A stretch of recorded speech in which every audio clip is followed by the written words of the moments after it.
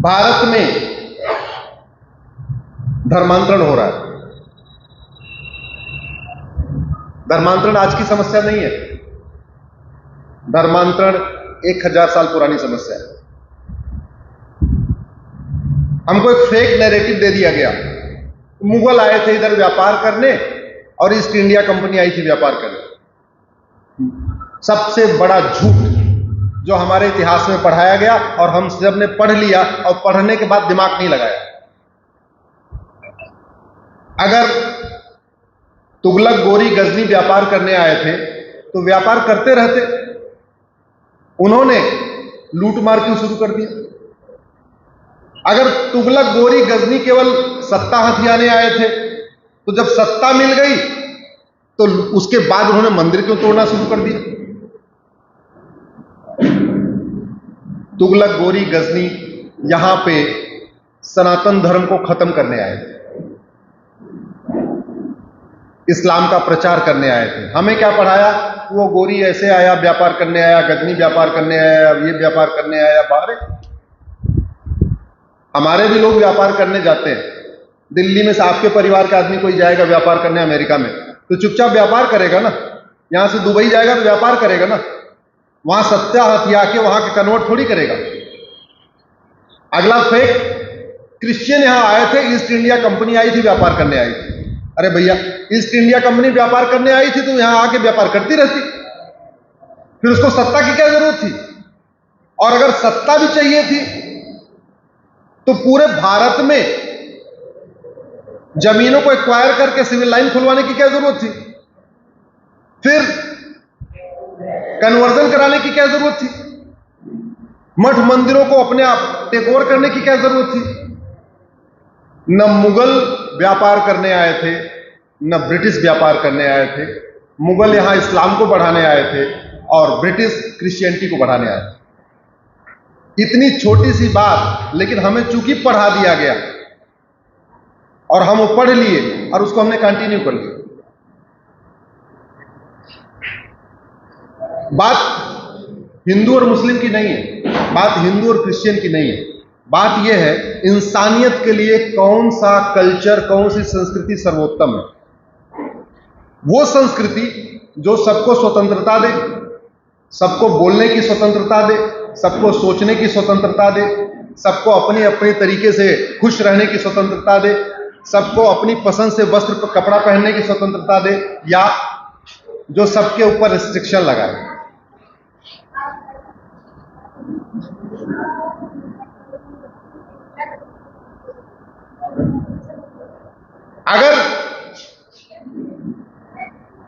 अगर कोई चीज हमसे अच्छा है अमेरिका के पास तो हमें लेना चाहिए। अगर कोई सिस्टम, कोई नियम, कोई कानून अगर हमसे बाहर वालों के पास अच्छा है तो लेना चाहिए। लेकिन अगर हमारा खुद का ही अच्छा है तो हमें उसको लागू करना चाहिए। हमारे सिस्टम एडॉप्ट करके, हमारे नियम कानून एडॉप्ट करके 50 साल के अंदर सिंगापुर डेवलप हो गया। हमारी व्यवस्था एडॉप्ट करके 50 साल के अंदर चीन डेवलप हो गया। हमारी व्यवस्था एडॉप्ट करके 50-60 साल के अंदर अमेरिका डेवलप हो गया। और हम जहां 5500 साल पहले हमारे पास हड़प्पा मोहनजोदड़ो जैसा सिस्टम था, जहां हमारे पास विश्व की सर्वोत्तम मेडिकल सिस्टम था, विश्व का सर्वोत्तम एजुकेशन सिस्टम था, विश्व का सर्वोत्तम टैक्स सिस्टम था, विश्व का सर्वोत्तम जुडिशियल सिस्टम था, हमने एडॉप्ट नहीं किया और कभी चर्चा भी नहीं हुई। चर्चा इसलिए नहीं हुई क्योंकि भारत में इस समय लोकतंत्र है और लोकतंत्र में डिमांड और सप्लाई होती है। हम कभी कहते नहीं कि भैया ये कब तक चलेगा, तू मैं आरोप प्रत्यारोप, नूरा कुश्ती। कोई काम की चर्चा तो कर लो। आप शाम को 5 बजे से रात को 8 बजे तक टीवी खोलिए और डिबेट आप देखिए। समस्या पे चर्चा होती है या मूल कारण और अस्थायी समाधान पे? जोर से बोलिए जरा। समस्या। आप संसद चल रहा हो, लोकसभा राज्यसभा का आप लाइव देखिए, समस्या पे चर्चा होती है मूल कारण अस्थायी समाधान पे?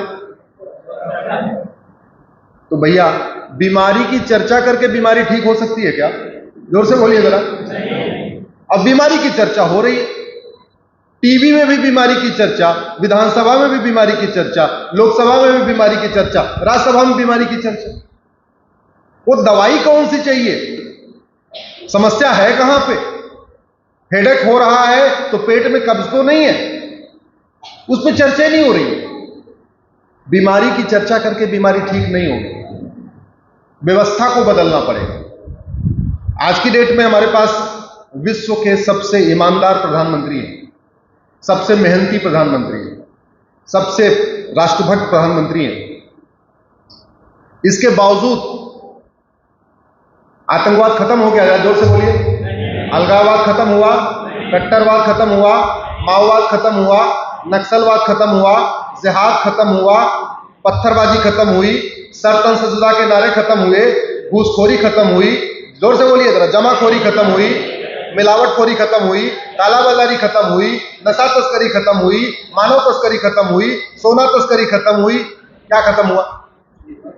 क्या खत्म हुआ?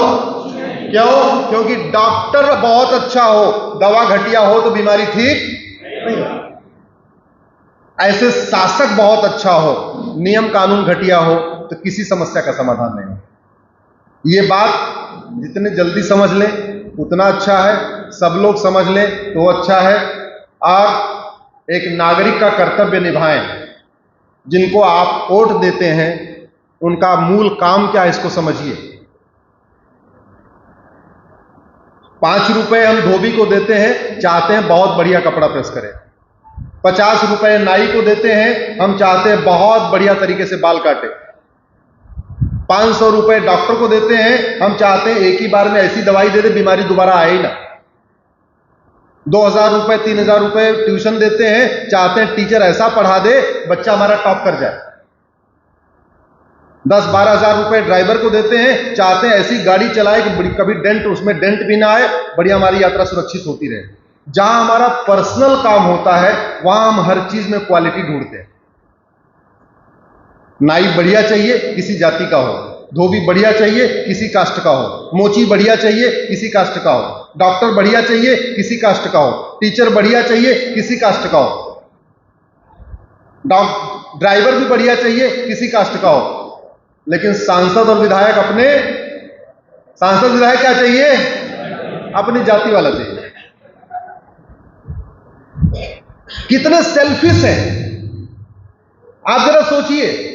हम कितने स्वार्थी हैं, जहां चाहिए अपना हर चीज बेस्ट क्वालिटी वाला, लेकिन जिससे देश चलवाना है वो कोई भी हो, उसको कुछ आता जाता हो चाहे ना हो, अनपढ़ हो, अनाड़ी हो, हुक्का बार खोल के बैठा हो, बियर बार खोल के बैठा हो, डांस बार खोल के बैठा हो, सट्टेबाजी करता हो, कुछ भी करता हो, कोई फर्क नहीं पड़ता है।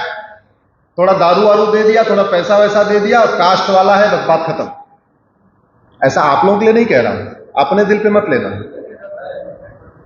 ये वीडियो बहुत लोगों के पास जाएगा ना। आखिर इस देश में 10 साल पहले कितना बड़ा आंदोलन हुआ, उस आंदोलन के बाद लोकपाल बना, भ्रष्टाचार खत्म हुआ क्या? लोकायुक्ता बना, भ्रष्टाचार खत्म हुआ क्या? उस आंदोलन से निकली पार्टी सत्ता में आ गई, 3 बार वो भी मुख्यमंत्री हो गए, भ्रष्टाचार खत्म हुआ क्या? मैं बार बार कह रहा हूं, डॉक्टर बदलने से बीमारी ठीक नहीं होती। आपके शरीर में डॉक्टर नहीं जाता भैया, आपके शरीर में क्या जाती है? और वो दवा घटिया है। डॉक्टर बदल रहे हैं लेकिन दवा नहीं बदल रही है, तो डॉक्टर लाख बदलते रहे क्या फर्क पड़ता है? जब दवा नहीं बदलेगी बीमारी ठीक ही नहीं होगी।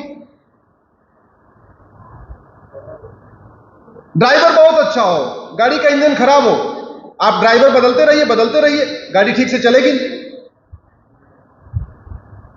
और ये भी आप देखिए, हर चीज पे काम हो रहा है, सड़कें बनती हैं, हॉस्पिटल बनते हैं, एयरपोर्ट बनते हैं, पुल बनते हैं, सब कुछ होता है।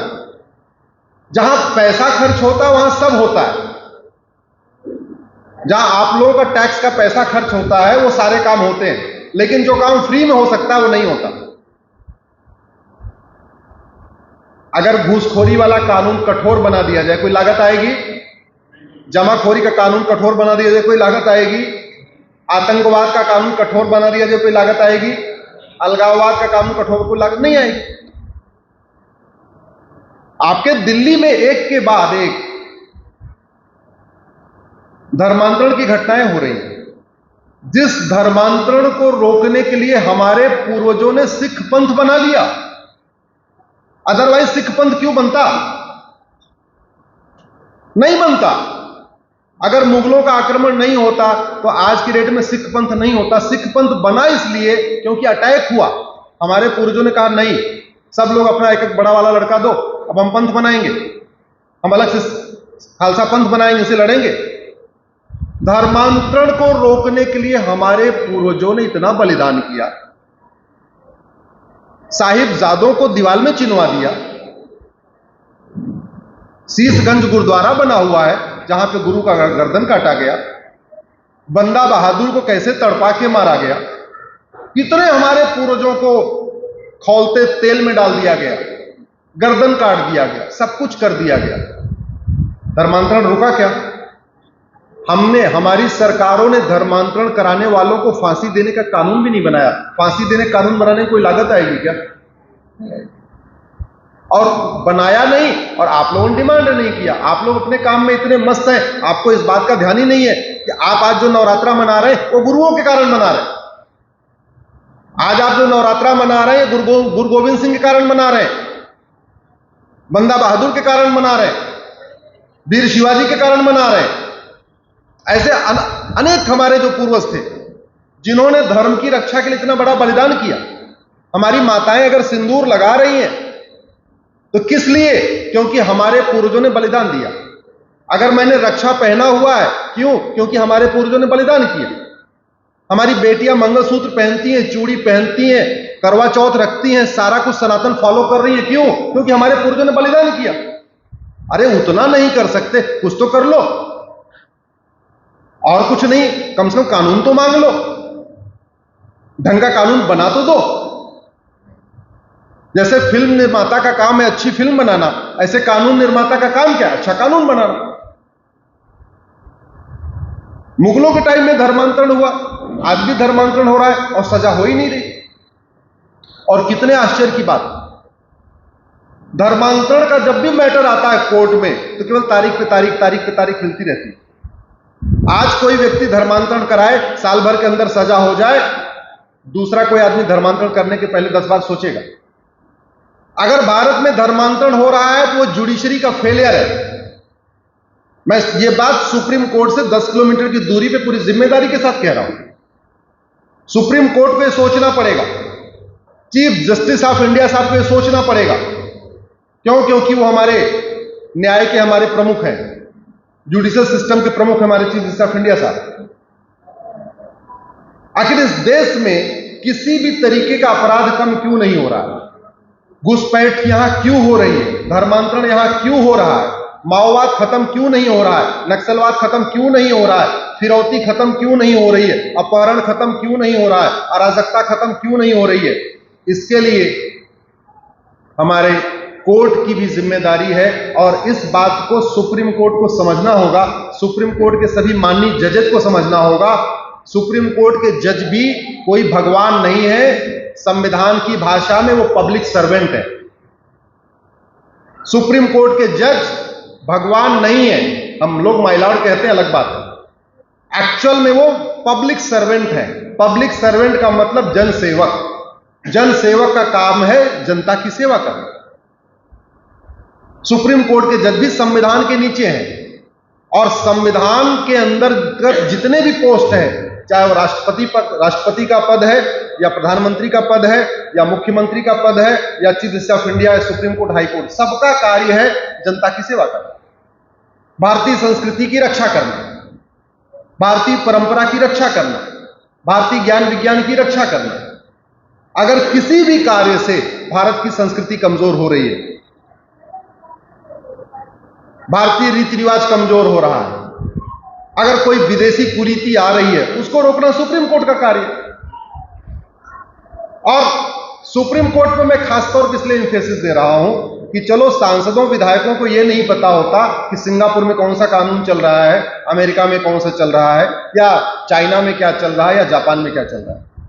लेकिन हाई कोर्ट के जज, सुप्रीम कोर्ट के जजों को तो पता होता है कि भाई इस अपराध में भारत में इतनी सजा है, और टर्की में इतनी सजा है, दुबई में इतनी सजा है, जापान में इतनी सजा है। जितनी अराजकता भारत में है, इतनी अराजकता दुबई में क्यों नहीं है? यहां से 3 घंटे की दूरी पे है, जहां दंड व्यवस्था कठोर होती है, जनता के मन में भय होता है कि कुछ भी गलत करूंगा सीधे सजा हो जाएगी, वहां आदमी ठीक से चलता है। समझाने बुझाने से नहीं होता।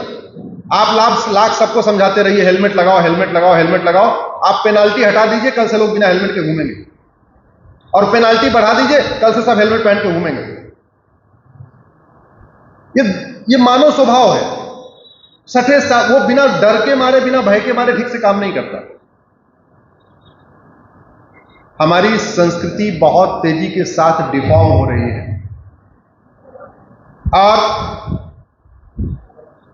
आतंकवाद, अलगाववाद की भावना बहुत तेजी के साथ बढ़ रही है। इसको ठीक करने का 2 ही तरीका है, शिक्षा व्यवस्था बदली जाए, न्यायिक व्यवस्था को कठोर बनाया जाए। 2 ही तरीका। दंड व्यवस्था कठोर हुई, दुबई 50 साल में एक डेवलप्ड कंट्री बन गया। नहीं तो 50 साल पहले दुबई केवल रेगिस्तान था, कुछ नहीं था वहां। दंड व्यवस्था कठोर हुई, सिंगापुर 50 साल में डेवलप कंट्री हो गया। अभी 4-5 महीने सिंगापुर में एक व्यक्ति गांजा बेच रहा था, उसको फांसी दिया। 900 ग्राम गांजा मिला था सिंगापुर में, फांसी दे दिया। यहां 9-9 कुंटल गांजा पकड़ा जाता है, और केवल तारीख पे तारीख मिलती रहती, कभी सजा होती नहीं। दंड व्यवस्था कठोर हुई, जापान को देखिए कहां पहुंच गया। दंड व्यवस्था कठोर हुई, अमेरिका कहां पहुंच गया। दंड व्यवस्था कठोर हुई, कोरिया कहां पहुंच गया। और दंड व्यवस्था हमारी घटिया रही। हमने मुगलों का कंटिन्यू रखा, अंग्रेजों का कंटिन्यू रखा, आज सारी समस्याओं की जड़ में फंसे हुए। इसलिए मेरा यह मानना है, सब लोग अपने अपने नागरिक कर्तव्य निभाएं। नागरिक कर्तव्य निभाने का 2 ही तरीका है। बीमारियों का जो इलाज है वो सुप्रीम कोर्ट और संसद से होना है, हाई कोर्ट और विधानसभा से होना है। दवाई उधर ही मिलेगी, दवाई हमारे पास नहीं। लेकिन सांसदों को, विधायकों को, जजेज को जगाने का 2 तरीका है। कभी कभी सड़क पर उतरिए, अदरवाइज सोशल मीडिया में थोड़ा लिखना शुरू करिए। सोशल मीडिया का उपयोग राष्ट्रहित के लिए करिए। सोशल मीडिया का उपयोग केवल समस्या लिखने के लिए मत करिए। ये काम न्यूज चैनलों पे छोड़ दीजिए, वो समस्या दिखा रहे हैं शाम को 5 बजे से लेकर रात को 10 बजे तक केवल कुत्ता बिल्ली की तरीके वहां पर तू मैं होती रहती। जितने उठा के डिबेट देख लीजिए, आप ट्राई करके देख लीजिए। 5 से लेकर रात को 10 बजे तक आप सुनिए, आपको केवल 5 घंटे समस्या समस्या समस्या समस्या यही मिलेगी। ना एंकर पूछता है इस समस्या का मूल कारण क्या है, अस्थायी समाधान क्या है। इसका एग्जांपल आपको दे रहा हूं। इजराइल और हमास का झगड़ा चल रहा है, पिछले 15-20 दिन से चल रहा है ना। खूब टीआरपी बटोर रहे, खूब दिखाया जा रहा है, ये मारे गए, वो मारे गए, ये मिसाइल आ गई है, गन लगा रहे हैं, ऐसे कर रहे हैं। किसी एंकर ने किसी पैनलिस्ट से पूछा आतंकवाद का मूल कारण क्या है और आतंकवाद का अस्थायी समाधान क्या है? पूछा क्या? आपने देखा? आप गूगल कर लेना, या आज के बाद 1 हफ्ते लगातार आप देख लो, 2-4 दिन टाइम निकाल के टीवी की डिबेट देखो। वो केवल ये दिखाते रहेंगे इतने इजराइल वाले मारे गए, इतने हमास वाले मारे गए, ये बम चल गया, ये चल गया। लेकिन आतंकवाद है क्या? आतंकवाद की जड़ क्या है? इस पे चर्चा नहीं करेंगे। आतंकवाद की जड़ जानते हैं क्या है? क्या है आतंकवाद की जड़?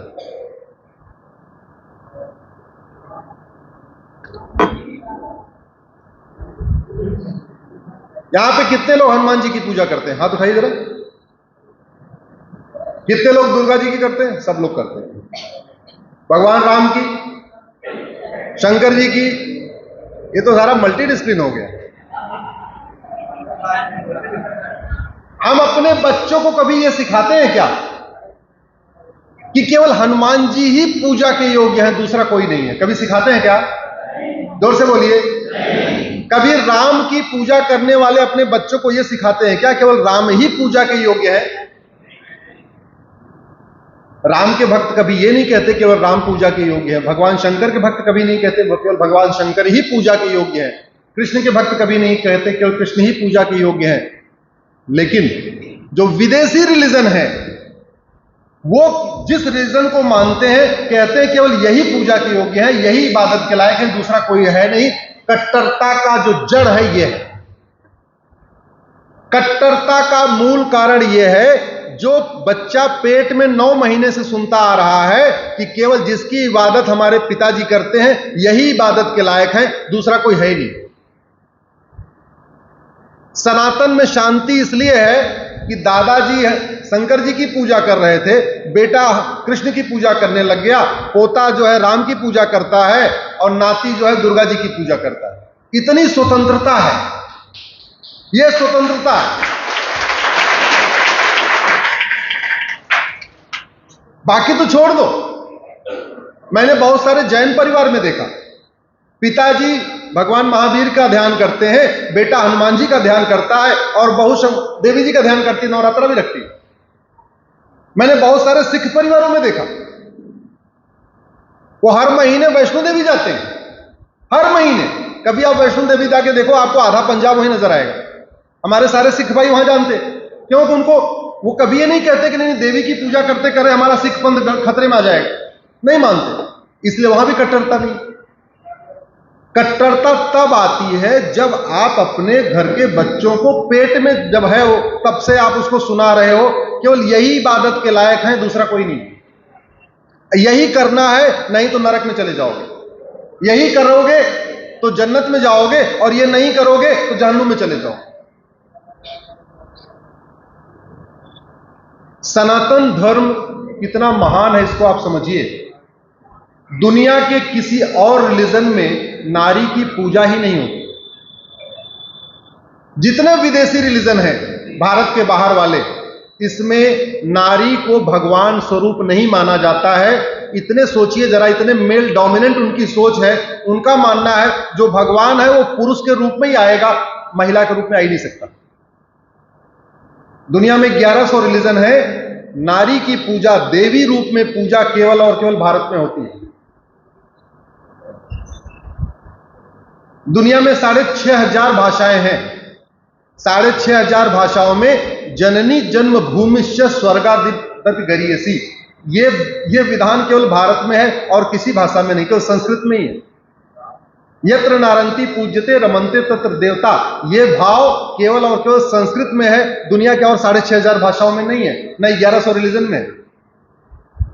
नारी तू नारायणी गृहिणी, गृहिणी का मतलब,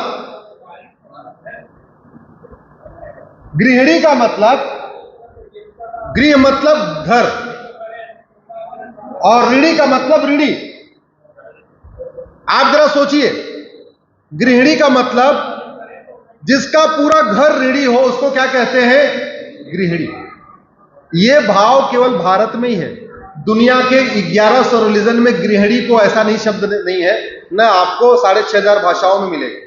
तो हमारी संस्कृति इतनी संपन्न है, आपको बोलने की स्वतंत्रता देती है, आपको सोचने की स्वतंत्रता देती है, आपको विचार करने की स्वतंत्रता देती है, आपको पूजा पाठ करने की स्वतंत्रता देती है, आपको भोजन की स्वतंत्रता देती है।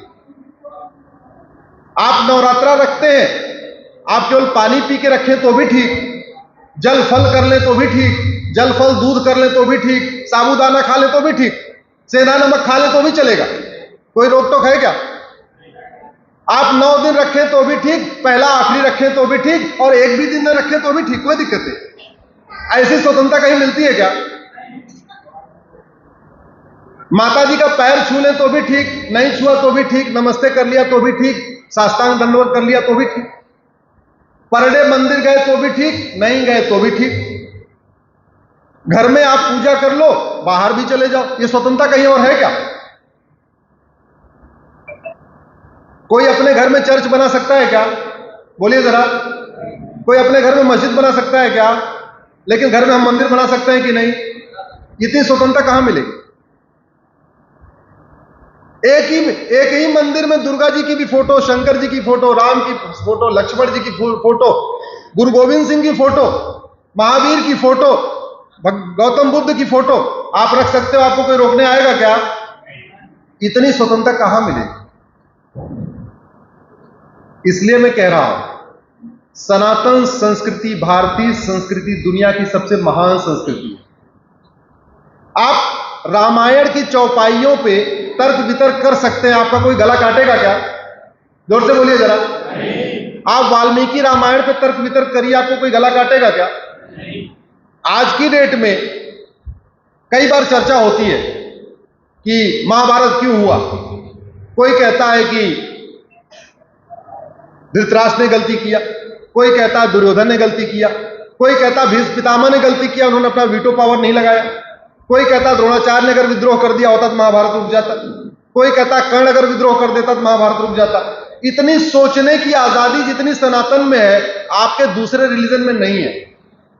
आप दूसरे रिलीजन में जो लिखा है उसको पढ़ तो सकते हैं, उस पर तर्क और वितर्क नहीं कर सकते, आप उस पर चिंतन नहीं कर सकते, आप उस पर ज्यादा दिमाग नहीं चला सकते। यहां दिमाग चलाने की भी आजादी है।